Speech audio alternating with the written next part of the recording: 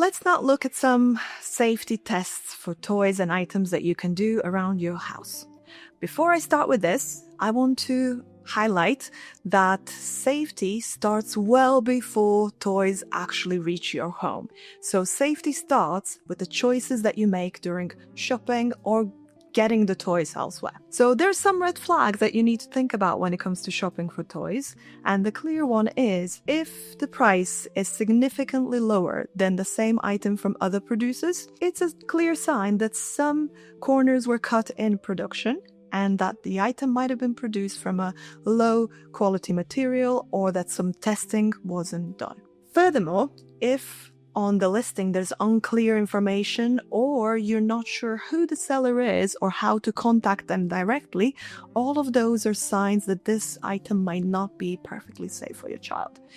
Finally, if you're holding the item and it has a distinct, strong smell of chemicals, or as soon as you open the packaging, there's some loose parts or very clear gluing or low quality production, all of those are signs for you that this might not be safe. Now, let's look at the quick tests that you can do for the items that you already own. You might have items that are smaller or bigger, but the way to know if something is a choking hazard officially would be to use a small part tester. You can find these online. They're official measurement and testing tool. So their diameter is 31.7.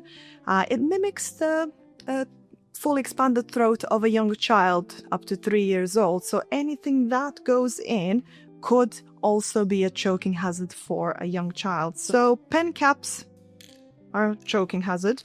Some of these toys would fit in fully, but it's important to say that any part of it, if it separates into parts, if any part of the toy goes in it, it's a choking hazard.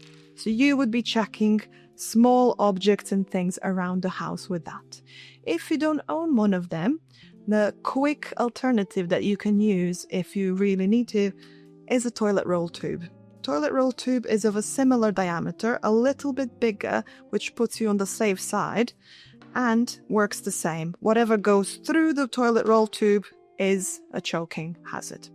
So that's a simple way to test the size and choking hazards of objects, but there is more to look at, right? So let's mention battery compartments. That is something that you need to check in any object, any item or toy that moves, produces sound or light. It will be powered by some battery source. It could be small disc batteries, it could be those bigger ones, and it's important that the compartment is screwed so that it has those little screw fittings that will keep them safe and secure away from small hands and mouths. To remind you about the shape of the item, items like this could be placed in the mouth, and if it lets up, it means that there might be a battery in it. So it's important to be aware of what kind of toys we have around the house and if there is a battery inside them or if they can be, in fact, squeezed into the mouth. Final toy I want to show you today is something that is not marketed as a toy. Label for this item says that it's for individuals above 14, and by definition, toys are items that are intended for those under the age of 14, so this wouldn't be classed as a toy. It is a fidget object. However, if you're not careful, you might buy this or keep this near a child or an individual that is mounting, and look at it. It is, first of all, a choking hazard. It is magnetic. And it certainly shouldn't be something that is around anyone who is exploring with their mouth or using the mouth to stimulate and regulate themselves. Finally, what you should check is a physical condition of the toy. Here I have two examples. One here you can see is not in a good condition. By checking, you would be pulling the sides of the toy to see if it can withstand the typical play pattern of a child. And this one is barely holding.